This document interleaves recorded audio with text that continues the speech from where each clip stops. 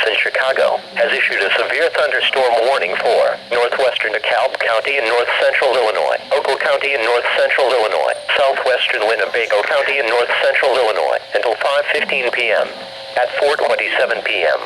Severe thunderstorms were located along a line extending from near German Valley to near Shannon, moving east at 60 miles per hour. Hazard, 60 miles per hour wind gusts. Source, radar indicated. Impact, expect damage to roofs, siding and trees.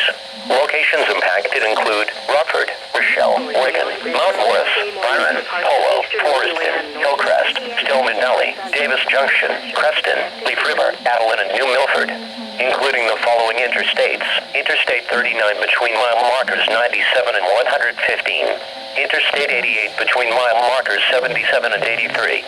This includes Castle Rock State Park, Lodem State Park, Oakland County Fairgrounds, and White Pine State Park. For your protection, move to an interior room on the lowest floor of a building.